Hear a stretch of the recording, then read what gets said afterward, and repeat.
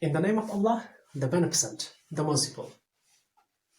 Dear learners, Assalamu alaikum. I'm Lone Imtiaz from Kashmir. Today we shall learn a poem, Speak Up, composed by Faiz. फैज़ ने उर्दू में एक नज़म लिखी है जिसका नाम बोल है.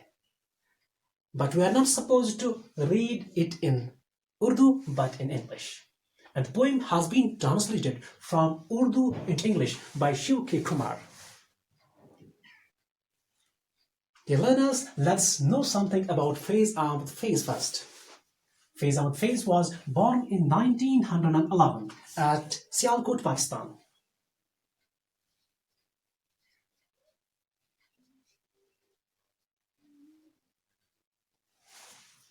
He died in 1984. He was a revolutionary Urdu poet.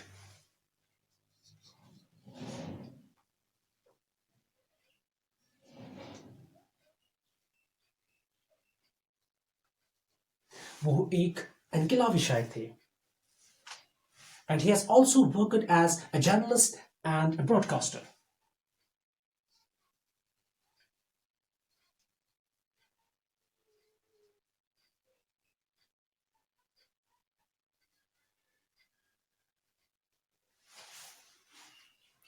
Faiz was so well known that he is the first Asian to win Lenin Prize in 1962.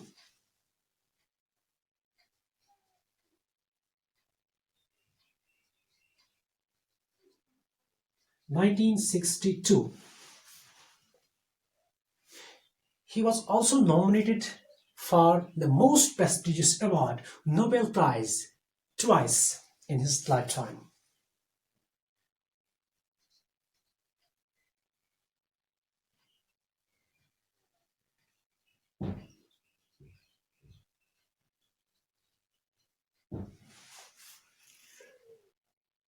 The poem Speak Up, या बोल कहेंगे उर्दू में, it's actually an extract. It has been taken from Faiz's collection of poems called Naqsh Faryadi.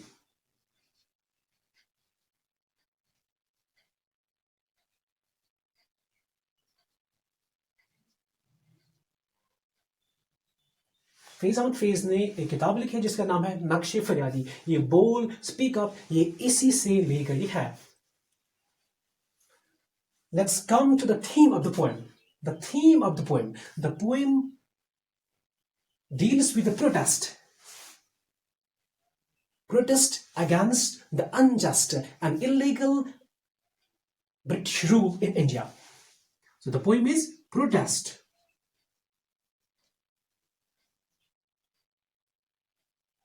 against illegal and unjust British rule in India. And the poem has been written before independence and before partition of India. When India and Pakistan were a one nation, अभी हिंदुस्तान और पाकिस्तान नहीं बना था, ये एक ही मुल्क था और पार्टीशन नहीं हुआ था. ये जो नज़म लिखी गई है ये आज़ादी से पहले लिखी गई है. In this poem, actually this poem is in the form of address. The poet addresses his poem to the people of his nation. It's an address to his countrymen.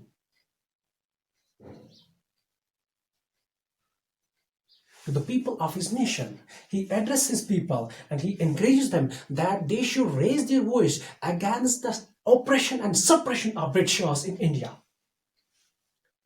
The people of India, they were afraid of the Britishers and they were living in a pathetic condition. The poet couldn't withstand it. He couldn't bear it. शायर इस चीज को बर्दाश्त नहीं करता है. That's why he is forced to, he is compelled to write against the Britishers through his poetry. So in this poem, he encourages his reader to speak whatever they want to speak against the Britishers. So before going reading the poem, let's know some new words from the poem. First one is sealed. Sealed means closed, or you may call it locked. Padlocks, kind of lock. Fetter. Fetter means chains, or you can call it shackle. Oven means stove, or you can call hearth.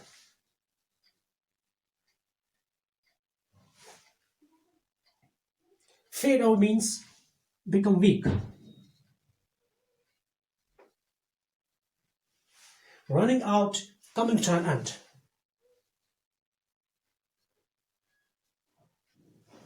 Skirting, escaping.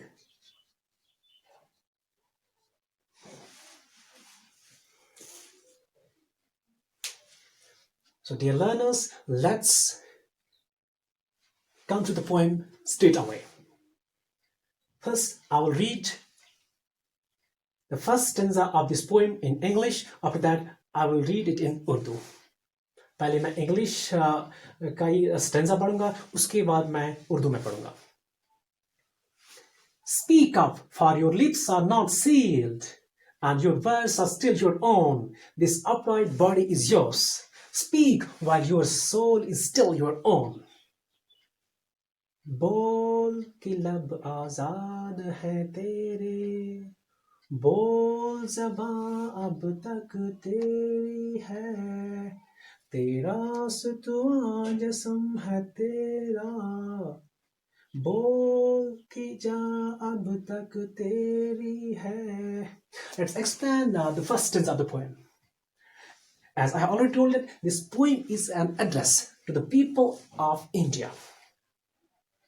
Here, the poet instigates his reader. He encourages the people of his country that they should speak against the British Raj, because they have the lips which are free. They have freedom of expression. Their lips are not closed. They are not locked. They are free to speak. They are free to express their feelings and ideas against the Britishers. They have their own words. And words have power. Words are power. So they can use this power against the Britishers. They have their own body with ability, with power, with might. So they can use their body against the Britishers. They can use their physical power, physical strength against the Britishers. And their soul is their own. They should listen to the cautions of their soul. They should follow the voice of their soul. They have hidden things in their hearts, and they should give up prayer and speak straight away against the Britishers. So here in this stanza, the poet wants to say that people should speak against the Britishers, because Almighty Allah has given them different gifts which they can use against the Britishers, against the oppression and suppression. They should fight for the rights of their. They should fight for the cause of their rights. Now let's come to the second stanza. Look there in that cemetery. Its red oven frees flames. The padlocks are already opening their mouths, and each petal is skirting around. देख कि आहन घर की दुकान में तुंद है शोले सुर्ख है आहन खुलने लगे कफलों के दहाने फैला हर एक जंजीर का दामन. So in this stanza, the poet tells his countrymen, his people of his country, that the freedom struggle has reached its decisive stage. Here, symmetry is a symbol and metaphor. There are other metaphors and symbols like oven, flames, padlocks, and fetter. They describe different aspects of freedom struggle. The freedom of Indians is quite near. It's knocking at their door. because coming even cast their shadows before. It seems that the Indian freedom is quite near because the chains of slavery are about to break. What will break it? These chains. It is the unity of Indians against the Britishers. People should unite against the Britishers. They should actually begin a campaign, collective campaign against the Britishers and get them out of their country. They should also look at the freedom struggle, which is at a decisive stage. They should look at the freedom fighters. They should look at the people who are raising their voice against the Britishers, against the injustice and cruelty in India. Now let's come to the last stanza of the poem. Speak up now, for time is running out, before your body and mind fade away. Tell us, for truth is not yet dead. Speak whatever you have to say. बोल ये थोड़ा वक्त बहुत है जिस्म वो जुबान की मौत से पहले बोल कि सच जिंदा है अब तक बोल जो कुछ कहना है कह ले. Here the poet instigates the people of his country that they should speak up now. They shouldn't wait for tomorrow may not come, and the time is flying, it's running out, for tomorrow may not be yours. So whatever you have to say it now. Don't wait for tomorrow, for time and tide waits for none. So they should protest. They should raise their voice against the injustice and suppression of Britishers. Before their body and mind fade away, it becomes weak. Their body and the mind becomes weak. They lose power. They lose the ability to fight against the injustice. And the truth is still alive. It still prevails. It's not dead yet. And everyone knows that what is just and unjust, what is right and what is wrong. So people of India should say whatever they have to say at the moment. They should not put off till tomorrow what they can do today. So they have to fight against the cruelty. They should fight now. They shouldn't wait for tomorrow. For tomorrow never comes. So after going through this poem, we come to know that it is actually the poet's expression to defy the oppression and suppression of Indian people by Britishers. The people of India were under the cruel rule of Britishers.